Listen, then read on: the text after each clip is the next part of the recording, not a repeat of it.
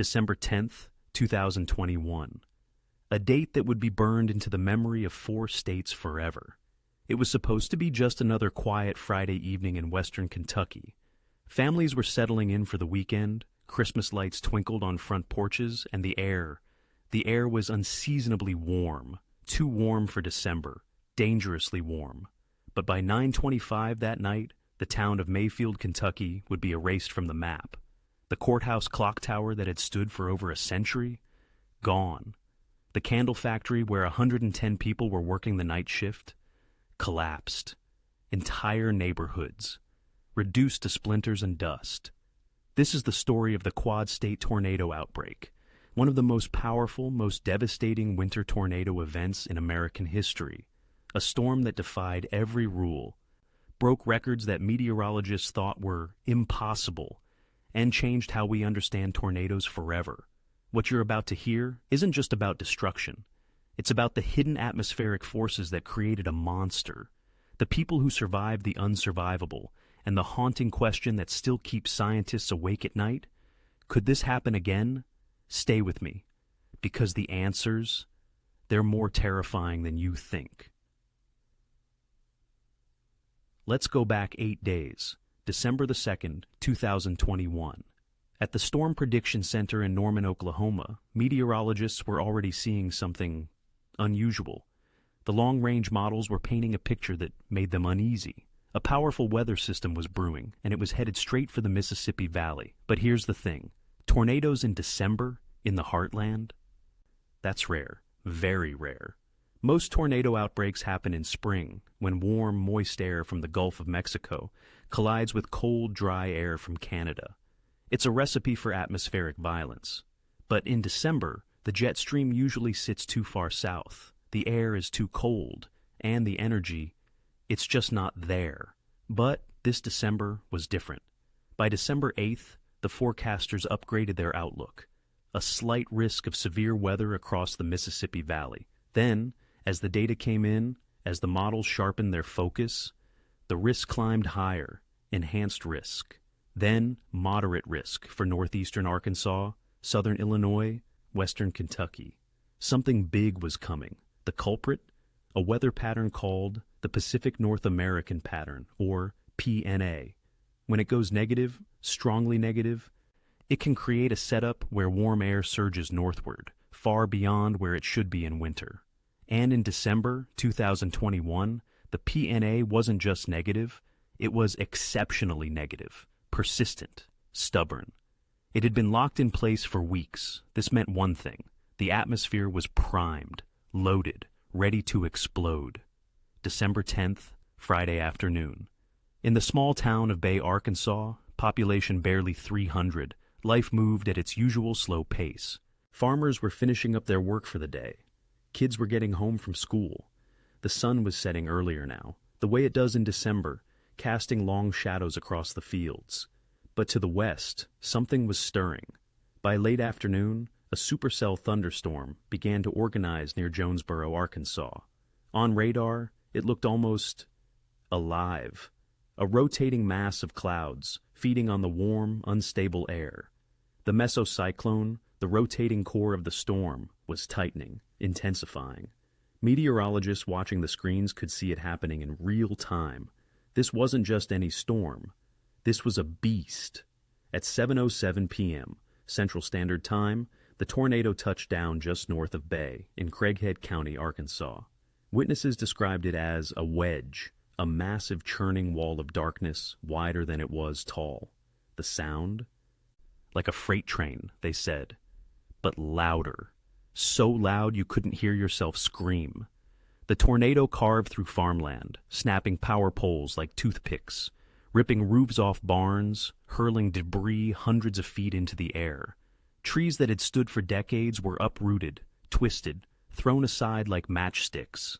And then, it kept going. Most tornadoes last a few minutes, maybe 10, 15 minutes if they're strong. But this one didn't stop. It crossed Highway 63, tore through Lake City, and kept moving northeast. Relentless. Unstoppable. One farmer, who lived just northwest of Lake City, later recalled the moment he saw it coming. He said, and I quote, "I saw the poles snap like they were nothing, heard the roar, that terrible roar, like the earth itself was screaming. I grabbed my family, we ran to the storm shelter, and I prayed. I prayed harder than I ever had in my life. They survived. But their home? Obliterated. By 8 p.m., the tornado had crossed into Missouri. It was still on the ground, still growing, still feeding. Emergency managers were scrambling. Warnings were being issued, sirens were wailing. But here's the problem. It was night. Pitch black. You couldn't see the tornado coming. You could only hear it, feel the air pressure drop, sense the danger in your bones. And it was December. People weren't expecting this. Tornado season was supposed to be over. The storm crossed the Mississippi River, a rare feat for any tornado, and entered western Tennessee. The town of Tiptonville, the community of Ridgely, both took direct hits. Homes were destroyed, lives were shattered. But the tornado? It didn't slow down. If anything, it was getting stronger. Meteorologists were watching in disbelief. The radar velocity signatures, the measurements of wind speed inside the storm, were off the charts. Winds exceeding 190 miles per hour. That's EF4 intensity. That's winds strong enough to lift cars, to peel asphalt off roads, to turn everyday objects into deadly projectiles. And still, it kept going. 9:15 p.m. The tornado crossed into Kentucky. This is where the story takes its darkest turn. Western Kentucky is a region of small towns, tight-knit communities, places where everyone knows everyone. Towns like Mayfield, Dawson Springs, Princeton. Places with history, with character. Places where families had lived for generations.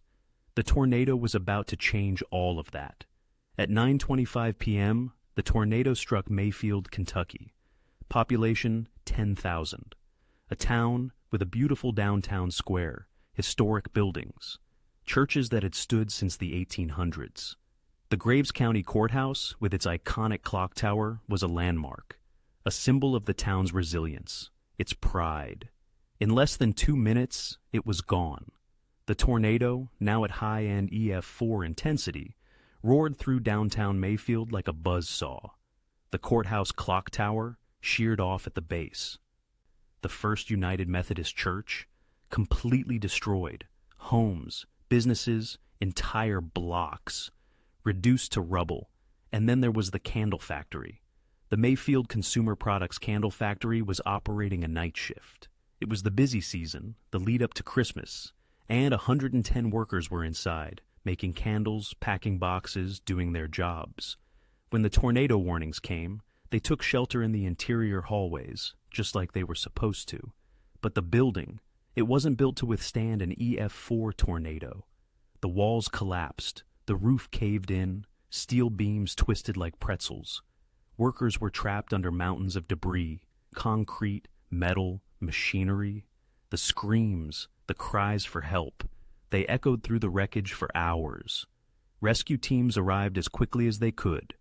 But the devastation was so complete, so total, that it took days to pull everyone out. Some were found alive, injured but breathing. Others weren't so lucky. In the end, the candle factory collapse claimed multiple lives. Families were torn apart. A community was left reeling. One survivor, a woman who worked the night shift, later said, her voice trembling, "I thought it was the end of the world, the noise, the shaking, the darkness, and then everything just fell. I was pinned under something heavy. I couldn't move, couldn't breathe. I thought I was going to die there. But someone found me, pulled me out. I don't even know who. I owe them my life." But the tornado wasn't finished with Kentucky. Not even close. After Mayfield, it continued northeast, tearing through rural farmland, small communities, places that barely had time to react. At 10:30 p.m., it struck Dawson Springs, a town of about 2,700 people. Entire blocks were flattened. An apartment complex was reduced to a concrete slab. Homes that had sheltered families for decades were simply gone. Not damaged, not destroyed, gone, as if they had never existed. The tornado carved a path of devastation so complete that when the sun rose the next morning, survivors walked through their neighborhoods and couldn't recognize where they were. Street signs were gone, landmarks were gone. Everything looked the same, a flat, barren wasteland of debris and shattered dreams. One man standing in what used to be his front yard said quietly, almost in disbelief, "This was my home. I raised my kids here. 30 years of memories. And now there's nothing. Just nothing." Now, here's where things get really interesting. And if you're fascinated by extreme weather like I am, you're going to want to hear this. Because this tornado, this monster, didn't just hit a few towns and fade away. No, it stayed on the ground for 2 hours and 54 minutes.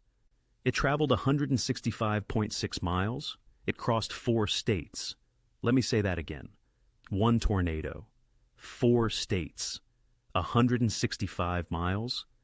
That's almost unheard of. To put that in perspective, most tornadoes travel a few miles. Strong tornadoes might go 10, 20 miles. Long-track tornadoes, the really rare ones, might go 50, 60 miles. But 165 miles in December? That's not just rare, that's historic. And here's the kicker. Scientists are still debating whether it was truly one continuous tornado or if the supercell produced multiple tornadoes along the same path. The damage survey teams, the meteorologists who went out and examined the destruction, they found evidence of continuous damage, a single unbroken scar across the landscape. But there were also moments, brief moments, where the tornado may have lifted slightly, then touched down again. It's a question that may never be fully answered. But what is clear is this. One supercell, one rotating storm, produced catastrophic damage across 4 states in a single night. And that is unprecedented. So, why? Why did this happen? What made December 10th, 2021 so different? Let's talk about the meteorology. And don't worry, I'll keep it simple. Because understanding why this storm was so powerful is key to understanding the danger we might face in the future. First, the Pacific North American pattern. As I mentioned earlier, it was strongly negative. This allowed a massive surge of warm, moist air from the Gulf of Mexico to push northward, far beyond where it should be in December. Temperatures in western Kentucky that evening were in the 70s. In December, that's not just unusual, that's alarming. Second, wind shear. This is the change in wind speed and direction with height. For tornadoes to form, you need strong wind shear to create rotation. And on December 10th, the wind shear was extreme. The jet stream, a river of fast-moving air high in the atmosphere, was positioned perfectly to enhance the rotation within the supercell. Third, instability. The atmosphere was loaded with energy. The warm, moist air at the surface was colliding with cooler, drier air aloft, creating a volatile, explosive environment. Meteorologists measure this using something called CAPE, convective available potential energy. On December 10th, CAPE values were through the roof. We're talking values you'd expect in May, not December. Put it all together, and you have a recipe for disaster. Warm air, wind shear, instability, all the ingredients for a violent, long-lived tornado. And that's exactly what happened. But here's the scary part. A study published in 2024 in the journal Nature found that the negative PNA pattern that caused this outbreak, it persisted for weeks. It wasn't a fluke. It wasn't a one-day event. It was a prolonged atmospheric setup that created the conditions for this disaster. And if climate patterns continue to shift, if we see more of these prolonged negative PNA events in winter, we could see more December tornadoes, more out-of-season outbreaks, more communities caught off guard. That's not speculation. That's science. All right, back to the story. By 11:47 p.m., the tornado finally lifted. After nearly 3 hours on the ground, after carving a path of destruction across 4 states, the storm began to weaken. The supercell that had spawned it was running out of energy, moving into a less favorable environment. But the damage was done. As the sun rose on December 11th, the scale of the devastation became clear. Entire towns were in ruins. Mayfield, Dawson Springs, Princeton, Bowling Green, all hit hard. The death toll began to climb, 10, 20, 30, 50. In the end, 89 people lost their lives in the outbreak. 57 of those deaths were attributed to the long-track tornado alone. 672 people were injured. Thousands were left homeless. The economic damage? At least $3.9 billion. But numbers don't tell the whole story. They can't capture the grief, the trauma, the loss. They can't capture the moment a mother realizes her child didn't make it. The moment a man stands in the ruins of his home and wonders how he'll rebuild. The moment a community comes together, not because they want to, but because they have to. In the days after the tornado, Western Kentucky became a hub of activity. Rescue teams from across the country poured in. Search and rescue dogs combed through the rubble, looking for survivors. Volunteers set up shelters, distributed food, water, clothing. The National Guard was deployed to help with security and logistics. And the stories. Oh, the stories that emerged. There was the family who survived by huddling in their bathtub, covering themselves with a mattress as their home disintegrated around them. When they emerged, the bathtub was the only thing left standing. There was the man who was thrown 100 feet by the tornado, landed in a field, and walked away with only minor injuries. He said, still in shock, "I don't know how I'm alive. I don't know." There was the woman who lost everything, her home, her belongings, her sense of security, but found her cat, alive and unharmed, sitting on a pile of debris 3 days later. She broke down in tears, holding that cat like it was the most precious thing in the world. Because in that moment, it was. These are the stories that remind us. Disasters aren't just about buildings and roads and infrastructure. They're about people, about lives interrupted, futures uncertain, hope tested.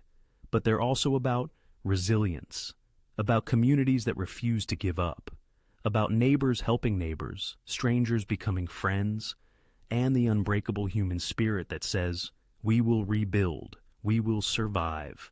Now, let's talk about something that doesn't get enough attention in the immediate aftermath of a disaster, the investigation.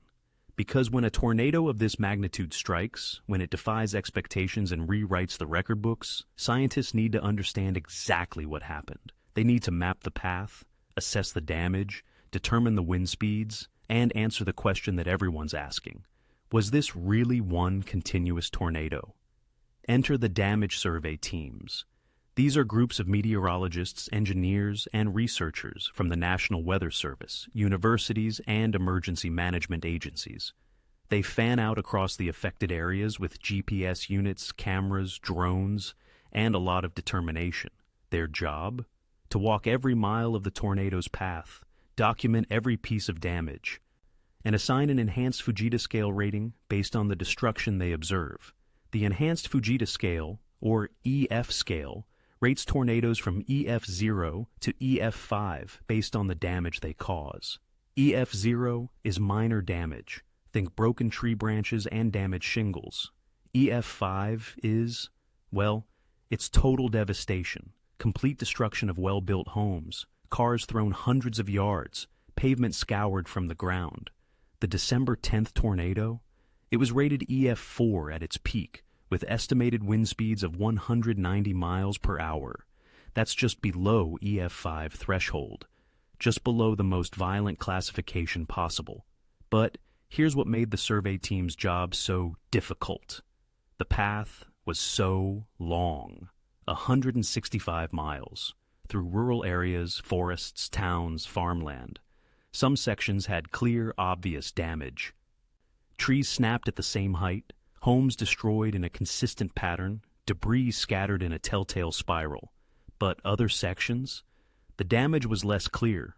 Maybe the tornado weakened briefly. Maybe it lifted slightly and touched down again. Maybe the terrain influenced how the damage appeared. It took weeks to complete the survey. Weeks of walking, measuring, photographing, analyzing. And when they were done, the conclusion was stunning. This was likely one continuous tornado, with brief fluctuations in intensity that traveled from northeastern Arkansas through Missouri and Tennessee and deep into Kentucky. One tornado, 4 states, historic. But the survey teams found something else, something that sent chills down the spines of structural engineers everywhere. The buildings that failed weren't just old or poorly maintained. Some of them were modern, built to code, supposedly safe, and they collapsed anyway. Let's zoom in on the Mayfield candle factory for a moment. Because what happened there isn't just a tragedy, it's a warning. The factory was a large, single-story structure with concrete block walls and a metal roof. It was built in the 1970s, and while it wasn't brand new, it met the building codes of the time. It had interior hallways where workers could shelter during severe weather. On paper, it should have provided some protection. But when the EF4 tornado hit, the building didn't just sustain damage, it pancaked. The walls collapsed inward, the roof came down, and the entire structure became a death trap. Why? Structural engineers who examined the wreckage pointed to several factors. First, the building wasn't anchored strongly enough to withstand the lateral forces of a violent tornado. The walls were essentially freestanding, without adequate reinforcement or tie-downs to the foundation. When the wind hit, the walls simply fell. Second, the roof wasn't designed to handle uplift forces. Tornadoes don't just push on buildings horizontally, they also create massive uplift, trying to suck the roof right off. The connections between the roof and the walls weren't strong enough. When the roof failed, it brought everything else down with it. Third, and this is critical, the building was designed for straight-line winds, not tornadic winds. Building codes in most of the United States are based on straight-line wind speeds, typically 70 to 90 miles per hour. But tornadoes? Tornadoes produce winds that are not only faster, but also rotating, creating complex multi-directional forces that buildings simply aren't designed to handle. One engineer, reviewing the damage, said grimly, "This building never stood a chance, not against an EF4. And the sad truth is, most commercial buildings in this region wouldn't either. We're not building for tornadoes. We're building for cost efficiency and code compliance. And when a storm like this hits, people die. That's a hard truth, a painful truth. But it's one we need to face. Because here's the thing. We know how to build structures that can survive tornadoes. We have the technology, the materials, the engineering knowledge. Safe rooms with reinforced concrete walls and anchored roofs can withstand even EF5 tornadoes. But they're expensive. And in areas where tornadoes are rare, where the risk seems low, there's little incentive to invest in that level of protection. Until a storm like this comes along. And then it's too late. Let's shift gears for a moment and talk about the other tornadoes that night. Because the long-track Quad-State Tornado wasn't the only one.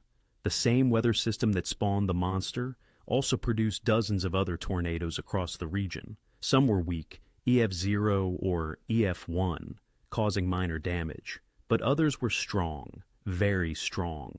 In Bowling Green, Kentucky, about 100 miles east of Mayfield, another tornado struck just after midnight. This one was rated EF3, with winds up to 165 miles per hour. It tore through residential neighborhoods, destroying homes, killing multiple people, and leaving a scar across the city that's still visible today. In Edwardsville, Illinois, an EF3 tornado struck an Amazon fulfillment center. The building, a massive warehouse where workers were processing orders for the holiday season, partially collapsed. 6 people died, trapped under the rubble. In Tennessee, in Missouri, in Arkansas, the stories were the same. Tornadoes dropping from the sky, communities scrambling for shelter, lives changed in an instant. By the time the sun rose on December 11th, the Storm Prediction Center had confirmed over 30 tornadoes from the outbreak. 30. In one night, in December. The total death toll across all the tornadoes, 89. The total number of injuries, 672. The total damage, nearly $4 billion. It was the deadliest December tornado outbreak in United States history, and it wasn't even close.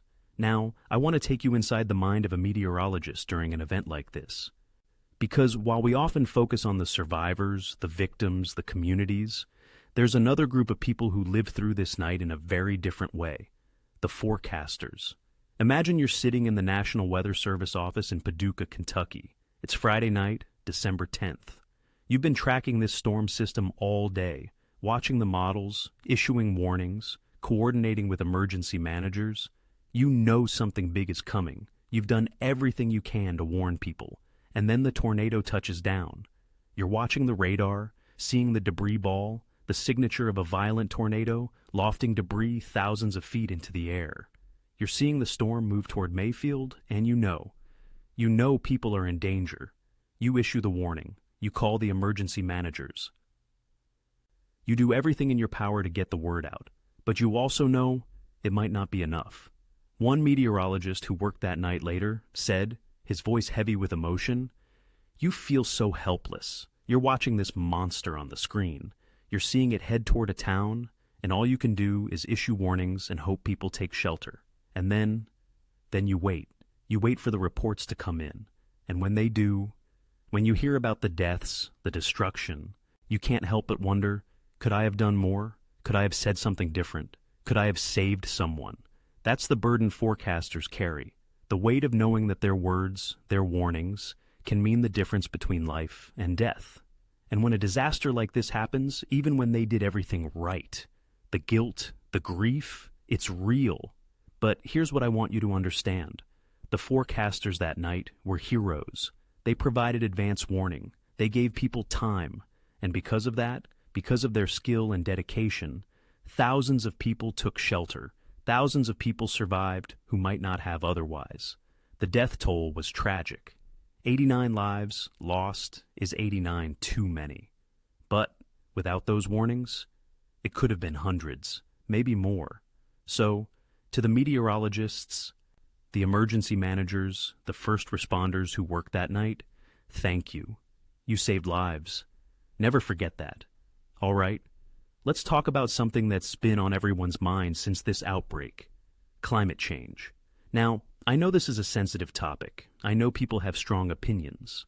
But let's look at the science. Let's look at what the data actually tells us. First, the facts.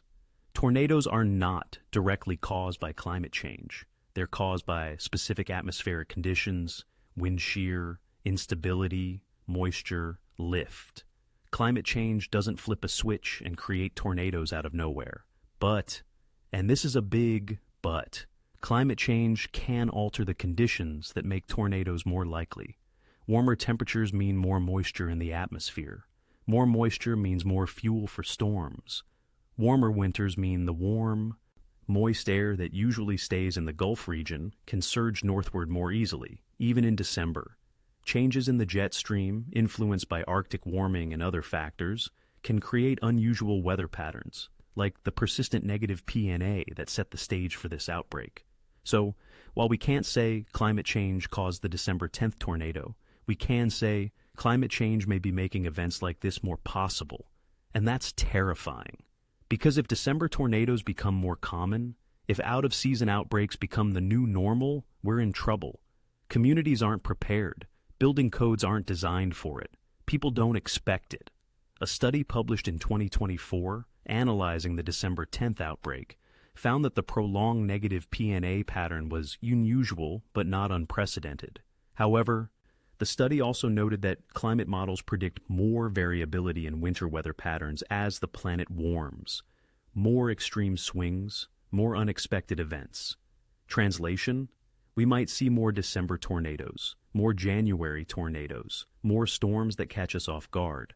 One climate scientist, interviewed after the outbreak, put it bluntly: "We're entering uncharted territory. The rules we thought we knew about tornado season, about when and where tornadoes occur, those rules are changing, and we need to adapt, fast." So, what have we learned?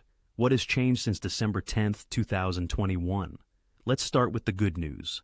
The outbreak sparked a renewed focus on tornado preparedness, especially in regions that don't traditionally see winter tornadoes. Schools, businesses, and community centers have been conducting more drills. More people are signing up for weather alert systems. More families are building safe rooms or identifying shelter locations in their homes. The National Weather Service has also improved its communication strategies. They're using social media more effectively, providing clearer, more urgent language and warnings, and working with local media to ensure the message gets out. Building codes are being re-examined. Some states are considering stricter requirements for commercial buildings, especially those that house large numbers of people. There's talk of requiring safe rooms in schools, hospitals, and factories in tornado-prone areas. And here's the frustrating part, change is slow. Building codes take years to update. Retrofitting existing structures is expensive. And in many communities, especially smaller rural towns, the resources just aren't there. Mayfield is rebuilding, slowly, painfully, but rebuilding. The downtown square, once a hub of activity, is coming back to life. New businesses are opening, homes are being reconstructed. The courthouse clock tower, there's talk of rebuilding it, as a symbol of resilience, of hope. Dawson Springs is rebuilding too, block by block, home by home. It's not easy.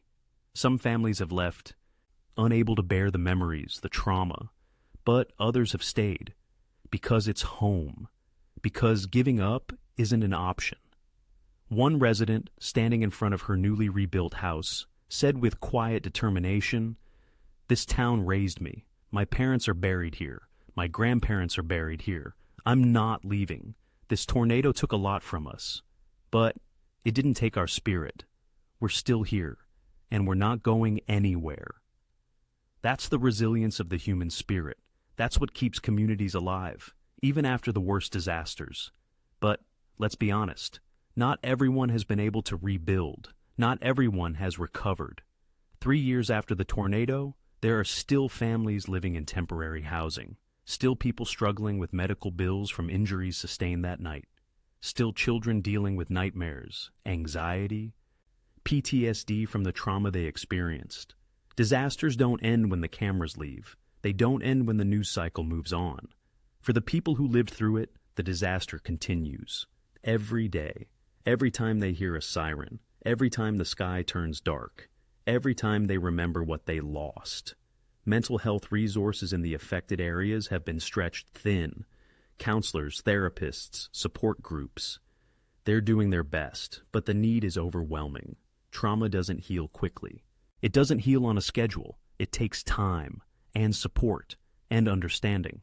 One therapist working in Mayfield said, exhaustion evident in her voice, "We're seeing people who are still struggling 3 years later.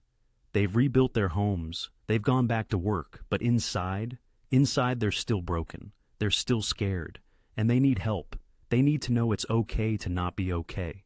If you're someone who lived through this tornado or any disaster, and you're struggling, please reach out. Talk to someone. You don't have to carry this alone. There's no shame in asking for help.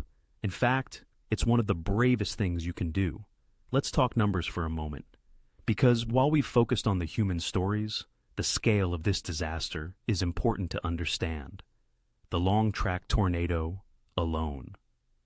165.6 miles, 2 hours and 54 minutes on the ground, 57 fatalities, hundreds of injuries, thousands of structures damaged or destroyed. Peak wind speeds, 190 miles per hour. That's faster than most hurricanes. That's wind strong enough to turn a 2x4 into a spear, to lift a car and throw it like a toy, to strip bark off trees and pavement off roads. The width of the tornado at its peak, over 3/4 of a mile. That's not a tornado. That's a monster. A churning, roaring, unstoppable force of nature. And the damage path? When you look at satellite images before and after, it's like someone took a giant eraser and just wiped entire sections of the landscape clean. Forests that were lush and green reduced to fields of broken stumps. Neighborhoods that were full of life, flattened, gone. The economic impact, $3.9 billion. But that number doesn't include the indirect costs, lost wages, lost business revenue, the cost of mental health care, the cost of rebuilding infrastructure. When you add it all up, the true cost is likely much higher. And here's something that doesn't get talked about enough. The environmental impact. Thousands of trees destroyed, debris scattered across hundreds of square miles. hazardous materials from damaged buildings, factories, and vehicles released into the environment. It takes years for ecosystems to recover from that kind of damage. One environmental scientist studying the aftermath noted, "Tornadoes are natural events, but the destruction they cause in human-built environments creates unnatural consequences. Chemicals, plastics, metals, all of that gets scattered and buried. It contaminates soil, water, wildlife habitats. The ecological recovery timeline is measured in decades, not years." Now, let's address the elephant in the room, the Quad-State claim. Was this really a tornado that crossed 4 states? Or was it multiple tornadoes from the same supercell? The answer is complicated. Traditionally, for a tornado to be considered continuous, it needs to maintain ground contact the entire time. But here's the problem.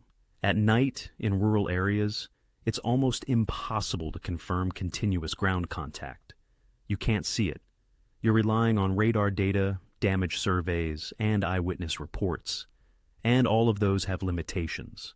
The damage survey teams found evidence of a continuous damage path from Arkansas through Missouri, Tennessee, and into Kentucky.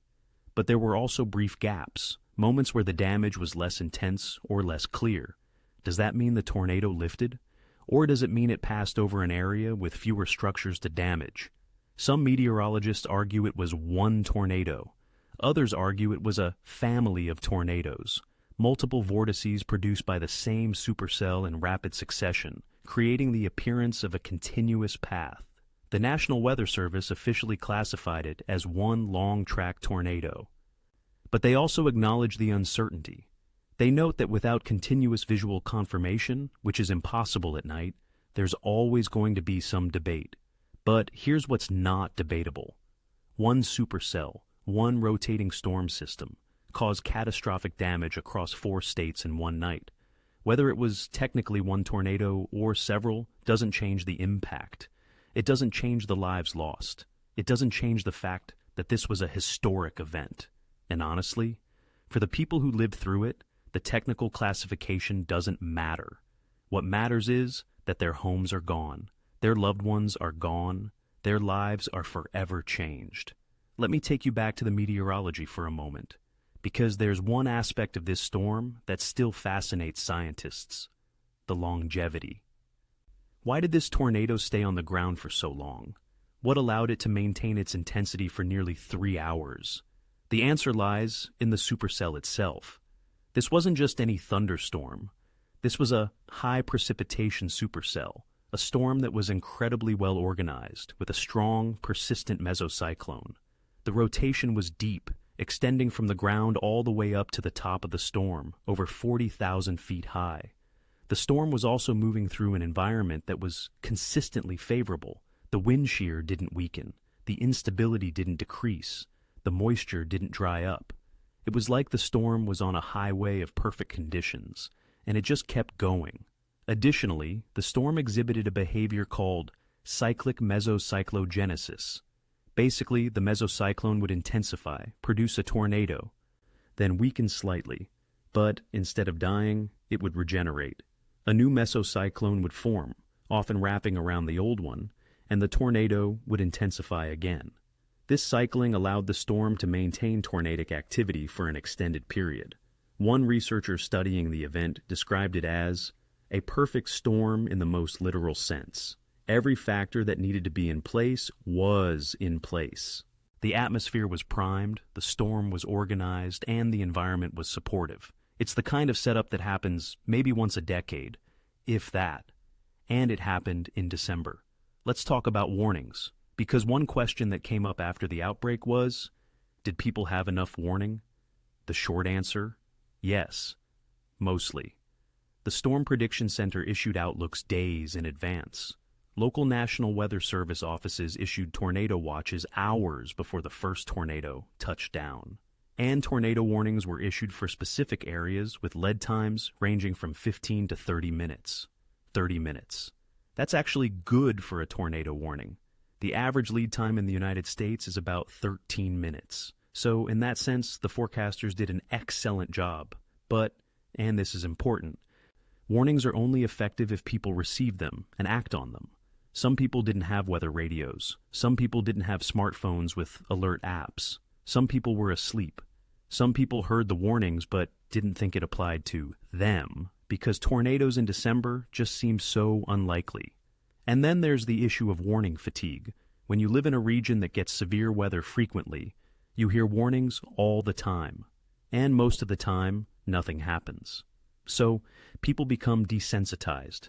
They hear tornado warning and think, yeah, I've heard that before. It'll be fine. Until it's not fine. One emergency manager, reflecting on the outbreak, said, "We need to do a better job of communicating urgency. Not every tornado warning is the same. A warning for a weak EF0 is different from a warning for a violent EF4. We need language that conveys that difference. We need to make people understand. This one is different. This one is deadly. Take shelter now." The National Weather Service has since implemented impact-based warnings, which include language like tornado emergency for the most dangerous situations. But even that isn't perfect, because at the end of the day, you can't force people to take shelter. You can only give them the information and hope they make the right choice. Here's something that keeps me up at night, and it should keep you up at night too. This outbreak happened in a region that's relatively prepared for tornadoes. Kentucky, Arkansas, Missouri, Tennessee. These are states that are part of Tornado Alley or close to it. People there know about tornadoes. They've lived with the threat their whole lives. Schools do drills. Homes have basements or safe rooms. There's a culture of preparedness. And still, 89 people died. Now, imagine this same storm hitting a region that's not prepared. Imagine it hitting a major city.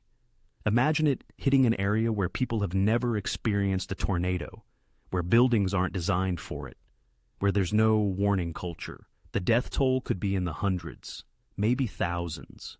And with climate change potentially making out-of-season tornadoes more common, with storms popping up in places they've never been before, that scenario is becoming more plausible.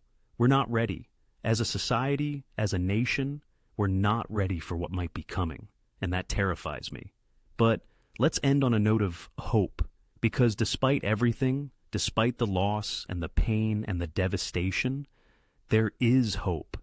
Communities are rebuilding, stronger, smarter, with better building codes, better warning systems, better preparedness. Scientists are learning. Every tornado, every outbreak teaches us something new, improves our models, sharpens our forecasts, saves lives in the future. And people. People are resilient. They're survivors. They're fighters. I think about the woman who found her cat in the rubble. I think about the man who stood in the ruins of his home and said, "We're not going anywhere." I think about the first responders who worked around the clock, pulling people from the wreckage. I think about the volunteers who drove hundreds of miles to help strangers. That's humanity. That's what we're capable of when we come together. The December 10th, 2021 tornado outbreak was a tragedy, a disaster, a nightmare. But it was also a reminder of our fragility, yes, but also of our strength. We can't stop tornadoes, we can't control the weather, but we can prepare, we can build safer, we can warn better, we can support each other, and we must, because the next storm is coming. Maybe not today, maybe not tomorrow, but it's coming. The question is, will we be ready? December 10th, 2021. A date that will live in history. A date that changed lives, changed communities, changed our understanding of what's possible. The Quad-State Tornado, the Western Kentucky Tornado, the December Monster. Whatever you call it, it was one of the most powerful, most destructive, most unforgettable tornadoes in American history. 89 lives lost, hundreds injured, thousands displaced, billions in damage, but also thousands of lives saved by warnings, thousands of acts of kindness and courage, thousands of reasons to believe in the resilience of the human spirit. This is their story. This is our story. A story of nature's fury and human strength. A story of loss and hope. A story that reminds us we're all in this together. And when the next storm comes, when the sirens wail and the sky turns dark, we'll face it together. We'll survive together, we'll rebuild together, because that's what we do.